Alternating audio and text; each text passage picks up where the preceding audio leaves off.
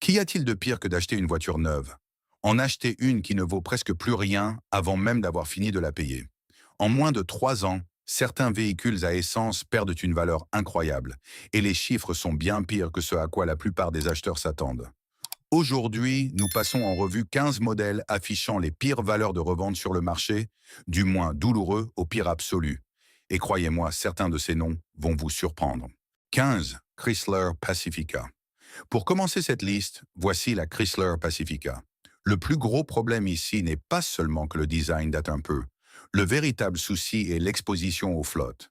La Pacifica est omniprésente dans les flottes de location et d'entreprise, ce qui signifie que l'offre sur le marché de l'occasion reste élevée en permanence. Et lorsque trop d'exemplaires à faible kilométrage inondent le marché, la valeur de revente en prend un coup. Vient ensuite l'historique des rappels. La Pacifica a connu une longue liste de problèmes, notamment des soucis d'airbag, des préoccupations concernant la fixation des sièges de la deuxième rangée, des pannes logicielles de la caméra de recul, et même un rappel du module de la colonne de direction qui pourrait affecter le déploiement des airbags en cas de collision. Ce genre d'antécédent rend les acheteurs d'occasion nerveux, surtout pour un véhicule familial. En combinant tout cela, le résultat est brutal. En seulement 3 ans, la Chrysler Pacifica perd un peu plus de 51% de sa valeur. 14. Infiniti QX80. En 14e position, on retrouve l'Infiniti QX80. Il est confortable, le V8 sonne bien, et de nombreux propriétaires l'adorent sincèrement. Mais rien de tout cela ne l'a sauvé d'une forte dépréciation. La première raison est simple. La plateforme était ancienne.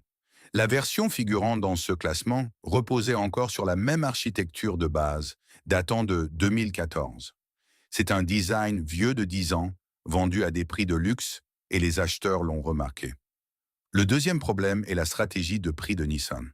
Les remises massives sur les modèles neufs tirent immédiatement vers le bas les valeurs d'occasion, car les acheteurs se posent une question évidente.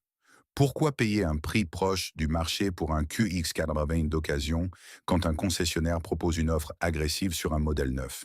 Puis est arrivé le coup de grâce, le QX80 2025, entièrement redessiné. Une fois celui-ci arrivé, la demande pour l'ancienne version a encore chuté. En seulement 3 ans, le QX80 perd 51,3% de sa valeur. Côte-Roger, 13. Nissan Murano. À la 13e place se trouve le Nissan Murano. Et encore une fois, l'histoire commence par l'âge. La troisième génération du Murano est restée en vente jusqu'en 2024, alors qu'elle datait de 2015. Cela signifie que les acheteurs se retrouvaient face à un véhicule ayant passé près d'une décennie sur la même plateforme, ce qui, sur un marché des SUV concurrentiels, est un problème sérieux. Mais l'âge n'était qu'une partie du problème. Le même souci de remise chez Nissan s'est manifesté ici aussi. Lorsque les nouveaux modèles bénéficient de fortes incitations, cela abaisse le plafond de ce que les modèles d'occasion peuvent raisonnablement coûter. Et il y a aussi la demande. Nissan a vendu un peu plus de 19 000 Murano en 2024, tandis que le Rogue s'est vendu près de 13 fois plus. Lorsqu'un véhicule ne dispose pas d'un large bassin d'acheteurs d'occasion, les vendeurs doivent généralement baisser davantage le prix simplement pour s'en débarrasser. Le résultat est peu reluisant. En seulement 3 ans, le Nissan Murano perd 51,7% de sa valeur. 12. Jeep Wagoneer, Grand Wagoneer et Grand Cherokee L. Au numéro 12, les choses deviennent plus surprenantes. Car contrairement à certains des véhicules plus anciens de cette liste, il ne s'agit pas de plateformes obsolètes. Le Grand Cherokee L a été lancé sur une toute nouvelle plateforme en 2021, tandis que le Wagoneer et le Grand Wagoneer ont été entièrement ressuscités en tant que nouveaux modèles en 2022. Pourtant, ils perdent tous plus de la moitié de leur valeur en seulement 3 ans. Le plus gros problème, surtout pour le Wagoneer et le Grand Wagoneer, est le positionnement de la marque. Jeep a poussé ses modèles dans des gammes de prix de 80 000 $, 90 000 $ et même 100 000 $. Mais à ce niveau de prix, les acheteurs d'occasion veulent généralement un badge Mercedes ou BMW, pas une Jeep. Peu importe l'aspect luxueux de l'intérieur, la demande n'est tout simplement pas assez forte sur le marché de la revente. C'est pourquoi les chiffres sont si douloureux. En 3 ans, ces modèles perdent plus de 52% de leur valeur. Et sur un Grand Wagoneer, toutes options, cela peut signifier une perte de plus de 56 000 $. 11. Nissan Armada. Au numéro 11, voici le Nissan Armada. Celui-ci suit un schéma familier. Tout comme le QX80, l'Armada a souffert d'une plateforme vieillissante et du même problème de remise chez Nissan qui a continué à tirer les valeurs d'occasion vers le bas. La version vendue jusqu'en 2023 était basée sur une refonte de 2017 et dans un segment de SUV grand format qui ne cesse d'évoluer, cela lui donnait un air de plus en plus dépassé. Il a également dû faire face à une concurrence beaucoup plus forte. Les acheteurs de cette catégorie avaient là des options comme le Tahoe, le Suburban, l'Expedition et le Sequoia, tous dotés d'une image de marque plus forte et de mises à jour plus récentes. Cela a relégué l'Armada au second plan. En plus de cela, il y a eu un rappel de la pompe à carburant affectant certains modèles 2020 et 2021, ce qui n'a fait qu'accentuer l'hésitation des acheteurs d'occasion. Le résultat est brutal. En seulement 3 ans, le Nissan Armada perd près de 54% de sa valeur, ce qui peut représenter environ 36 800 $ de perte sur un modèle haut de gamme. Dacia 10, Land Rover, Range Rover Sport.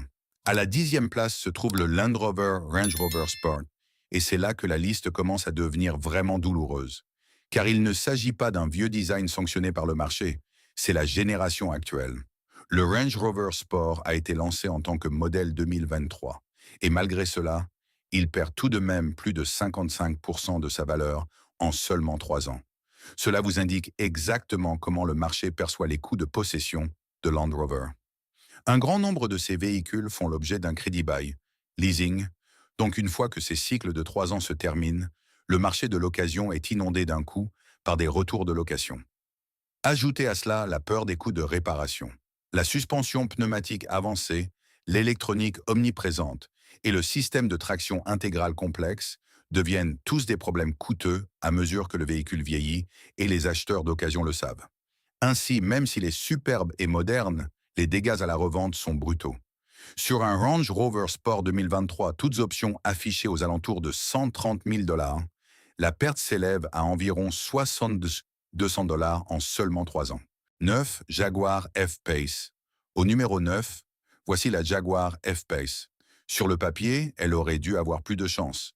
Elle a bénéficié d'une mise à jour majeure en 2021 avec un intérieur modernisé, un nouveau système d'infodivertissement et un style extérieur revu. Jaguar a clairement essayé de maintenir la compétitivité de son SUV le plus vendu. Et selon la plupart des avis, le véhicule lui-même est vraiment plaisant. Mais le problème majeur dépasse la voiture elle-même. Jaguar est au milieu d'un virage stratégique majeur vers des véhicules électriques d'ultra-luxe, ce qui a laissé sa gamme thermique actuelle dans une position incertaine. Les acheteurs d'occasion ressentent cette incertitude. Ils commencent à se demander quelle sera la solidité du support des concessionnaires à long terme, et si une F-Pace à essence restera pertinente, alors que la marque tente de devenir quelque chose de très différent. Et une fois que la confiance s'effrite, la valeur de revente suit généralement. C'est exactement ce qui s'est passé ici. En seulement 3 ans, la Jaguar F-Pace perd plus de 55% de sa valeur, ce qui peut représenter une perte de près de 48 200 $ sur un modèle haut de gamme. 8. Maserati Ghibli. Au numéro 8 se trouve la Maserati Ghibli, et c'est ici que l'histoire de la dépréciation devient encore plus sombre. La Ghibli est restée sur sa génération actuelle, de 2014 à 2024, ce qui signifie qu'elle a passé une décennie entière sur la même plateforme. Et maintenant, elle a été abandonnée. Ainsi, quiconque en a acheté une en 2021 ou 2022 se retrouve aujourd'hui avec une voiture issue d'une plateforme morte qui n'est plus en production. Mais le problème n'est pas seulement l'âge. Maserati traîne aussi une réputation d'entretien courant très coûteux, ce qui fait fuir rapidement les acheteurs d'occasion. Il y a aussi un problème de perception. Lorsqu'une voiture exige un prix de luxe mais montre des signes de partage de pièces et d'interface avec le groupe Stellantis, le sentiment d'exclusivité commence à s'estomper. Et une fois ce sentiment disparu, la valeur de revente suit généralement. C'est exactement ce qui s'est passé ici. En seulement 3 ans, la Maserati Ghibli perd plus de 58% de sa valeur, ce qui peut signifier environ 64 600 $ de moins sur un modèle bien équipé. 7. Dodge Hornet. Au numéro 7, on trouve le Dodge Hornet, et celui-ci est un cas particulier. Le Hornet n'est pas un vieux modèle resté trop longtemps sur le marché. Il a été lancé comme une toute nouvelle entrée dans le segment des crossovers compacts, Et pourtant, il perd déjà près de 59% de sa valeur en seulement 3 ans. Pour un véhicule en vente depuis à peine 2 ans, c'est un signal d'alarme massif. Une partie du problème réside dans ce qu'il partage sous la carrosserie. Le Hornet utilise la même plateforme et la même motorisation que l'Alfa Romeo Tonal, ce qui apporte le même nuage d'incertitude quant à la fiabilité. Mais le plus gros problème, c'est la concurrence. Les acheteurs d'occasion ont regardé le Hornet, puis les alternatives comme le Mazda CX-5, le Toyota RAV4 et le Honda CR-V, et n'ont tout simplement pas été assez impressionnés pour payer des prix de revente élevés. Et lorsqu'un nouveau modèle chute aussi vite dès le départ, le marché envoie un message très clair. Sur un Hornet 2023 toutes options, la perte s'élève à près de 24 600 dollars en seulement 3 ans. 6. Dodge Durango. En sixième position, voici le Dodge Durango. Et celui-ci est un peu surprenant car, contrairement au Hornet, le Durango est un SUV à 3 rangées bien établi avec une base de fidèles et une solide réputation. Mais même cela n'a pas suffi à le protéger d'une perte de près de 59% de sa valeur en seulement 3 ans. La raison principale est l'âge. Cette génération du Durango a été lancée en 2011 et s'est poursuivie jusqu'en 2025 pour sa dernière année de production. C'est un cycle de vie extrêmement long et au fil du temps, les composants datés et l'intérieur au feeling vieillot sont devenus plus difficiles à ignorer pour le marché de l'occasion. Ce qui peut sembler familier aux propriétaires fidèles commence à paraître obsolète pour les acheteurs de seconde main. Et une fois que Stellantis a commencé à mettre fin au modèle, la demande s'est encore affaiblie. Sur un Durango SRT affiché à environ 66 700 dollars, cela signifie que près de 39 000 dollars s'évaporent en seulement 3 ans. 5. Alfa Romeo. Au numéro 5, on trouve Alfa Romeo, et c'est ici que la liste ne concerne plus un seul mauvais modèle, mais devient un problème à l'échelle de la marque. Selon le script original, Consumer Reports a classé Alfa Romeo au bas ou proche du bas du classement de la fiabilité des marques aux États-Unis, la plaçant même dernière certaines années. Et ce genre de réputation affecte chaque modèle de la gamme. Le Stelvio, le Tonalway et la Giulia ont beau être des véhicules différents, lancés à des années différentes, ils portent tous le même fardeau. Les acheteurs d'occasion ne regardent pas seulement la voiture. Ils regardent le badge, l'historique de fiabilité qui l'accompagne et le risque lié à la possession. Ensuite, il y a le réseau de concessionnaires. Lorsque le support après-vente semble limité, cette incertitude se répercute immédiatement sur la valeur de revente. C'est pourquoi ces 3 modèles se retrouvent dans la même situation pénible. En seulement 3 ans, les modèles Alfa Romeo perdent plus de 60% de leur valeur. 4. Maserati Quattroporte. À la 4e place, on trouve la Maserati Quattroporte. C'est la berline amirale de Maserati, avec la puissance d'un V8, du cuir italien et une prestance qui fait toujours tourner les têtes. Mais rien de tout cela ne la sauve de l'un des pires taux de dépréciation de cette liste. En seulement 3 ans, elle perd près de 66% de sa valeur. Et les raisons sont rudes.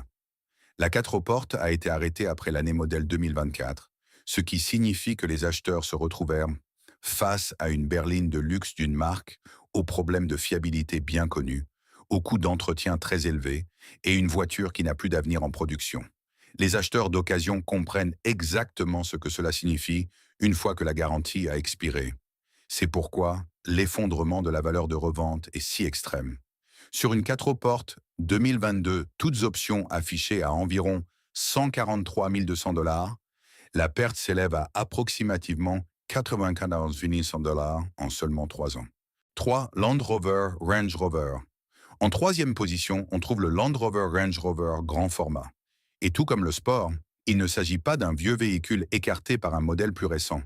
Cette génération a été lancée en 2022 avec une refonte complète, incluant une nouvelle plateforme, des moteurs mis à jour et un intérieur lourdement retravaillé.